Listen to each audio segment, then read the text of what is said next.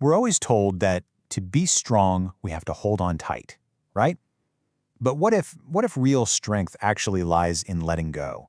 Today, we're going to dive into some of the transformative ideas from Nick Trenton's work about releasing our grip to find something way more valuable: inner peace.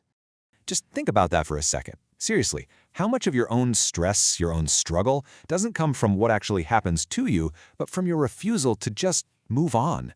That right there is the huge idea we're going to unpack together. So what are we talking about here? What are these invisible weights we're all carrying around?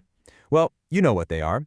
They're those old grudges we keep playing on a loop in our heads, those past mistakes we just won't forgive ourselves for, the crushing weight of what we think other people expect from us, and of course that constant, nagging fear about the future.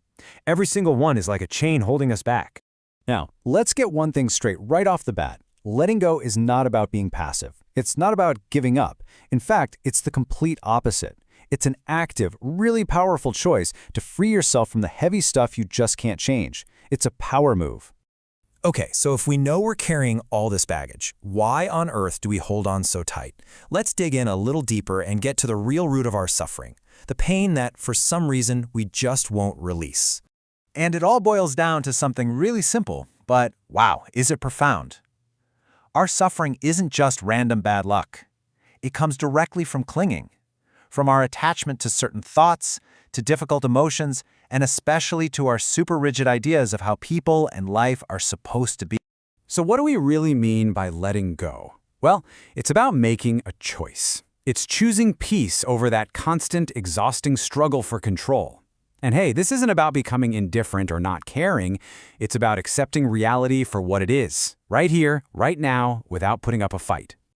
But if letting go is so great, why is it so ridiculously hard to do? I mean, it should be easy, right? Well, as it turns out, there's a really good reason it's not. Let's get into the psychology behind why we cling so tightly. Turns out our brains are literally wired to hold on. We are terrified of loss. We can't stand uncertainty. We've been taught our whole lives that if we can just control things, we'll be safe. Our mind is desperately searching for guarantees in a world that, let's be honest, just can't give them. And this leads to a huge paradox. When we fight a thought or a feeling, when we resist it with everything we've got, we're actually feeding it. We're giving it more power. The more you resist something, the more it sticks around. It persists. But now, look at the flip side of that coin. The second you stop fighting, the moment you just acknowledge something, whether it's a painful thought or a tough emotion, it starts to lose its power over you. And remember, acceptance isn't the same as approval. It's just looking at it and saying, I see you. And that simple act, well, it can change everything. So this whole idea of acceptance, it leads us to this massive game-changing shift in our mindset. See, it's not about trying to change your thoughts. It's about changing your relationship with your thoughts. Here is the absolute key takeaway. Just because a thought pops into your head does not make it a fact. Think of your thoughts as mental weather. They just come and go. You don't have to get invested in every single cloud that floats by. The real you're the sky. You're the awareness that's just watching it all happen. So here's something you can try. It's simple, but it's incredibly powerful. Just imagine you're sitting outside, looking up at the sky. Your thoughts are just clouds passing over. Some are big and dark, some are light and fluffy. Your job isn't to fight them or chase them. It's just to watch them drift on by. Think about it. So much of our pain comes from where our mind is living. When we're stuck in the past, replaying old scenes, all we create is guilt and regret. And when we're constantly trying to predict and control the future, all we get is anxiety and fear. The only place peace actually exists is right here in the present moment. Okay, let's talk about the word detachment. I know it can get a bad rap. It sounds kind of cold, right? Like you don't care. But in this context, it's actually the key to healthier relationships and real emotional balance. So detachment is not about being careless or shutting people out. It's about learning to feel your emotions fully without letting them drown you. It's about being able to love other people deeply without completely losing yourself in the process. It means you can care a lot, but without that unhealthy, desperate attachment to one specific outcome. So much of our stress, our anxiety, comes from trying to manage everything in that right-hand column. We just can't control other people, we can't control the final outcome, we can't control life's wild unpredictability. But what we can control, that's everything on the left. Our reactions, our mindset, our choices. When you shift your focus here, everything changes. All right, so we've talked about the what and the why of letting go. Now for the most important part, the how.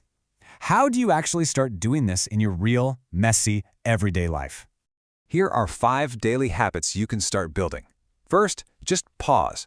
Before you react to anything, an email, a comment, whatever, just create a tiny bit of space. One deep breath is all it takes to choose a smart response instead of a knee-jerk reaction. Second, question your stories. Ask yourself, is this thought I'm having 100% true? You'd be amazed how often the answer is no. Third, focus.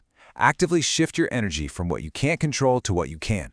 You can't control the traffic, but you can control the podcast you listen to. Fourth, practice acceptance. Just acknowledge reality without judgment. Say, okay, this is what's happening, and then decide your next move. And finally, number 5, detach. Give your all, put in the effort, but let go of your rigid grip on exactly how things have to turn out. And as we start to wrap this up, just let this quote sink in for a minute. The act of letting go itself, it's often really hard in the moment. It takes courage. But you do it so the whole journey of your life can become smoother and lighter and just easier. Think of it like this. Imagine your hands are full, just clinging tightly to old hurts and future worries. You can't receive anything new.